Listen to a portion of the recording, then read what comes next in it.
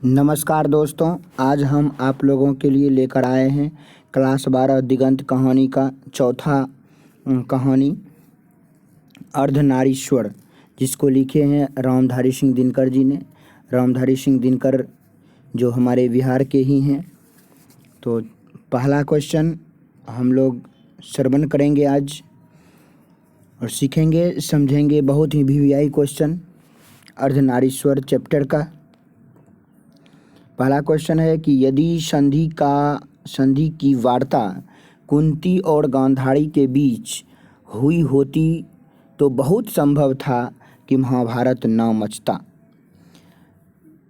लेखक के इस कथन से क्या आप सहमत हैं? अपना पक्ष दें।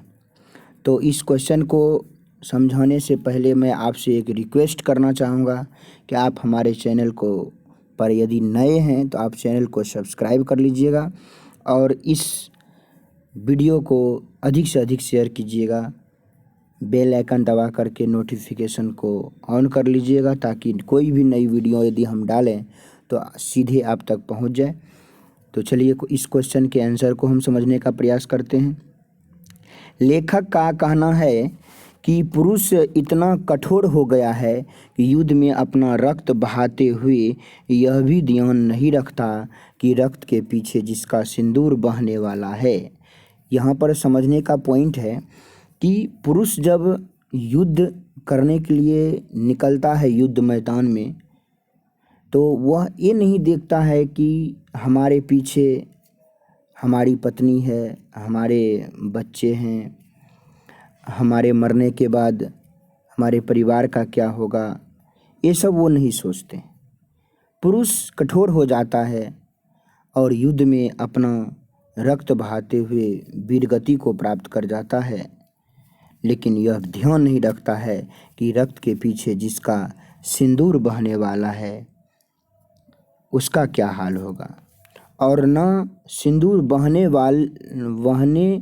वाली को ही इसकी फिक्र है, और जो सिंदूर बहने वाली है उसकी पत्नी जिसकी सिंदूर बहने वाली है उसको भी ये फिक्र नहीं है, और ना ही तो इसकी जगह सुंदरता पर आफत आने की आशंका है। तो इस आधार पर हम कह सकते हैं कि जब पुरुष कठोर होकर युद्ध में निकल जाता है तो फिर उसकी पत्नी भी इस बात का फिक्र नहीं करता कि क्या उसके मरने के बाद जो हमारी सुंदरता है, हमारी मांग की सिंदूर है, उस पर आफत आने की आशंका है। इस बात की चिंता वो नहीं करते। तो इस आधार पर हम कह सकते हैं कि यदि संधि की वार्ता, संधि अर्थात मिलन, जब युद्ध हो रहा था महाभारत के युद्ध में, तो कौरव पक्ष और पांडव इन दोनों को में युद्ध से पहले संधि की बात हुई। चलो भाई संधि कर लेते हैं, अगर संधि होगा तो युद्ध नहीं होगा। ये संधि कुंती और गांधारी के बीच नहीं हुई थी। यदि ये संधि कुंती और गांधारी के बीच हुई होती तो वो समझ लेता कि इस लड़ाई में, इस युद्ध में कहीं ना कहीं हमारे ही परिवार की जो सदस्य हैं वो मारे जाएंगे। तो ऐसा नहीं हुआ।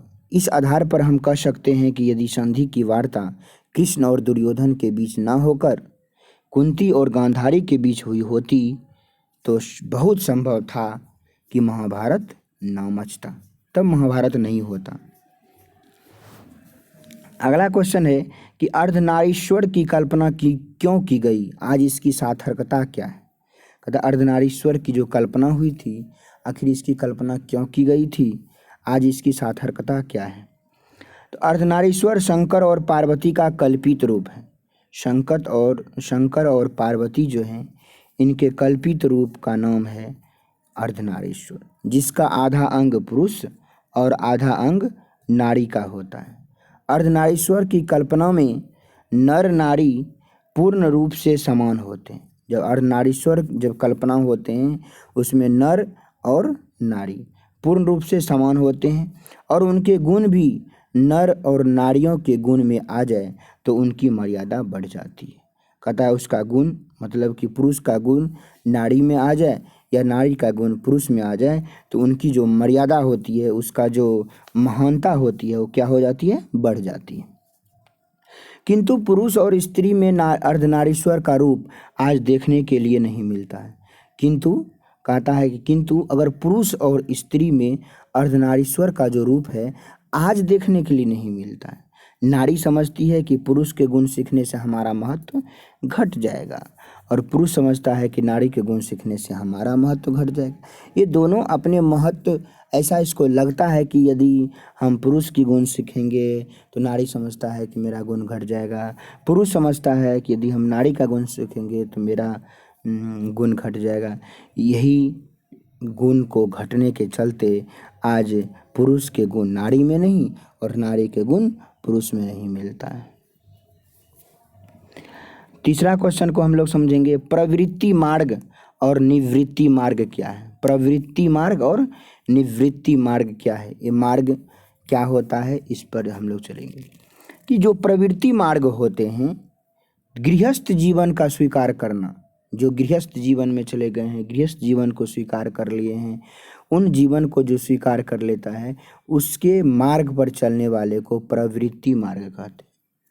तथा जो व्यक्ति गृहस्थ जीवन को स्वीकार नहीं करता है, गृहस्थ जीवन में नहीं जाना चाहता है, गृहस्थ जीवन को अस्वीकार करने वाला को निवृत्ति मार्ग कहते हैं।